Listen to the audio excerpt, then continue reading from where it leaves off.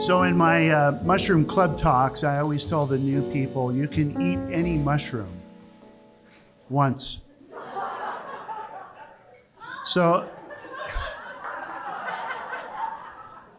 don't GPS my car, please. So the name of my story tonight is Corporal Carney, a wild and crazy guy. And it starts off, 44 years ago, I had hair.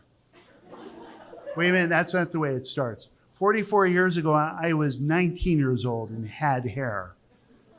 And I was bouncing around my hometown, a little bit directionless, a little bit under duress, and I needed some way out of that. So I had this epiphany one day, and that epiphany was join the United States military, serve my country, and get college money. And that's what I did. So fast forward a few months, and I'm now a nuclear biological chemical warfare specialist during the Cold War in 1980, and I'm sent to Mannheim, Germany, a few miles south of Frankfurt. And it was the 184th Chemical Detachment. We had about 50 soldiers there. We got to know each other pretty well, but one person in particular I really became good friends with was Corporal Carney. And if you were friends with Corporal Carney, he was fiercely loyal to you. He'd Velcro onto you. So he was that kind of a friend. But the only thing is about Corporal Carney is that he did not like being in the military for a particular reason. He was under duress too when he joined. And he was told he could join for 4 years or 8 years. So he picked 4 years. After he joined, he found out there was a 3-year enlistment possibility. But they didn't tell him that. So to be friends with Carney meant that you had to put up with constant bickering and complaining about being in the United States Army. And so he missed his family in New York City. He missed his girlfriend in New York City. And he verbalized how much he was disappointed with the United States Army every single day by yelling out how many days short he was. Now, for the veterans in the audience, you know that means how many days do you have left in the military? And the way he vocalized it was like this. Every morning at 5 a.m. on the dot, we would come out of the barracks and get ready for formation, and our lieutenant would call us to attention. He'd give us our orders for the day, and off we would go. Now, you could set your clock by Corporal Carney, because 2 minutes before 5 every single morning, the porch door would get kicked open. Carney would jump out on the porch, and as loud as he can say, he would say, for example, 328 days and a wake-up short. And he'd walk down the steps and he'd stand right next to me in formation at attention. Well, the next morning, you get it. He would say, 327 days and a wake-up short. And he'd come down and stand next to me. Now, we all knew how many days short we were too, but we weren't going to scream it out every morning because that would be emotionally trying and painful. Not everybody joins military to be a lifer or somebody who had a career in the military. A lot of us, probably most of us, were there for a single tour. And then we had stuff to do after we got out. So that's the way that would go. Well, it wasn't too long after that, that door kicked open and Carney jumped out and he said, by the way, 2 minutes before 5, 7 days and a wake-up short. And we were absolutely ecstatic for him. He had counted down 4 years of days in the military, and he was a week out. And what happens in the military in Germany in those days is within that week, he would pack his duffel bag, throw it on his shoulder, jump on a 2.5-ton truck, ride north 30 miles of Frankfurt, where Ramstein Air Base was, get on a military transport plane and fly home and get discharged to New York City, where we thought his girlfriend was still waiting. It's possible. So anyway, we're pretty happy for him, and he floated down the stairs that day, right next to me. And after formation, that's how fast they pick morels. After formation, he cornered me and he said, "Gerlitz, man, we got to celebrate. We got to celebrate like it's 1999. Well, he didn't say that, but that's what he meant. We got to celebrate all weekend. I said, I'm with you. I'm with you, man. Let's go celebrate. You know, I'm going to miss you. Yes, I'm your friend. Let's go. Well, after work that day, we went downtown Mannheim, Germany. And in the early 1980s in Germany, that meant German discos.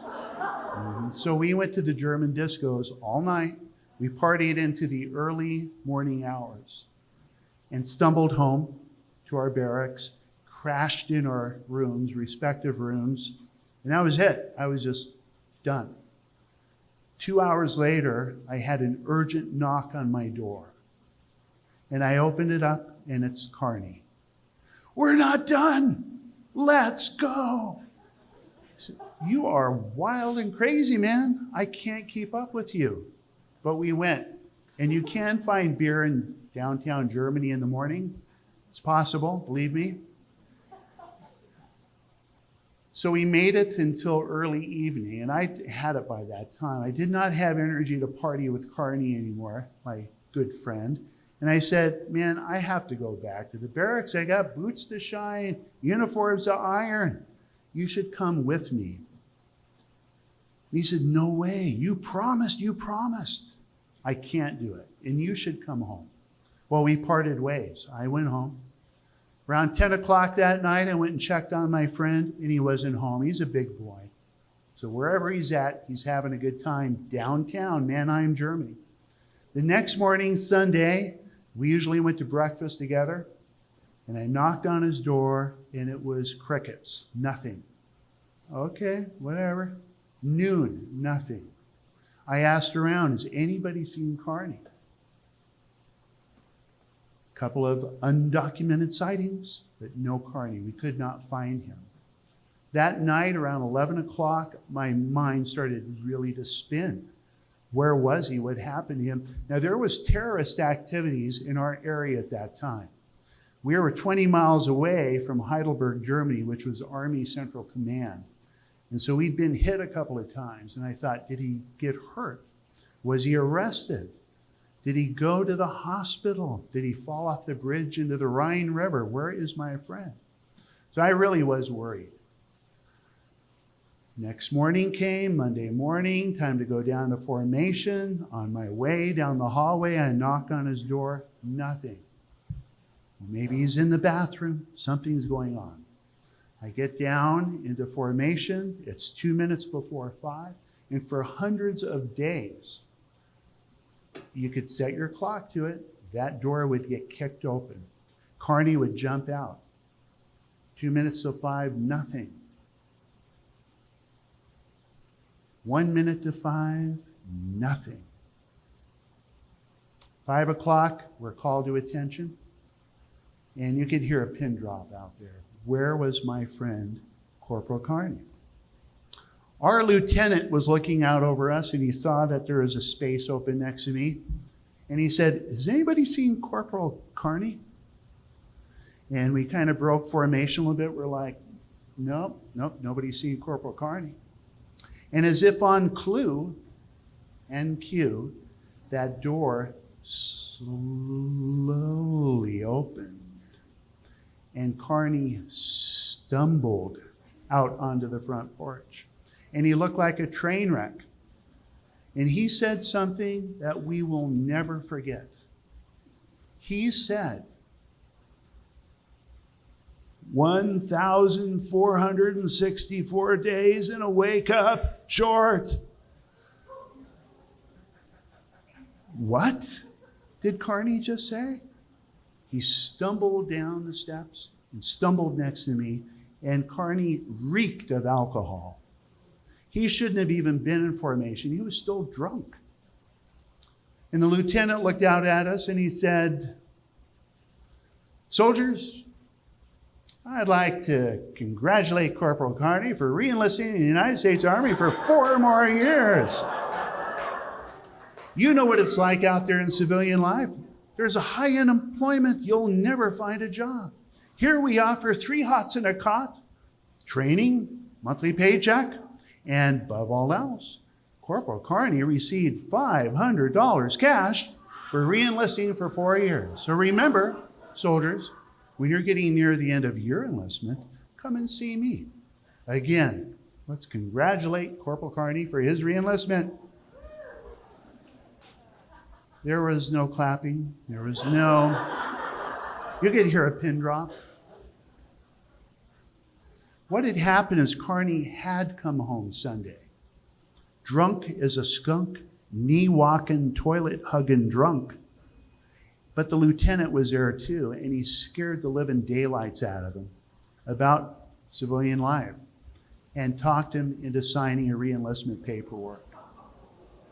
And I think the lieutenant got his bonus that day. I'm sure he did. Now, Carney was back to yelling at us in the thousands of days again.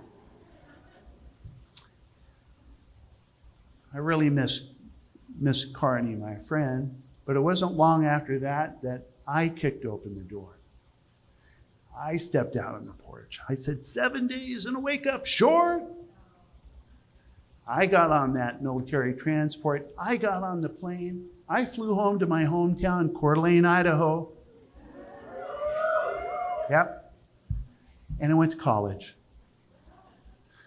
Fast forward to the 1990s, the birth of the internet. I did see it, the birth of the internet.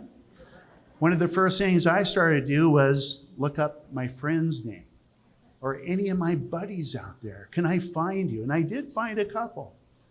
Carney, nothing. To this day, no Carney.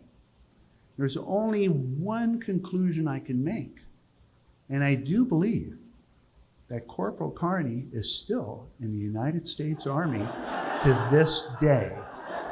And if I had a drink here right now, I would salute. I would toast my friend Corporal Carney and thank him for his service.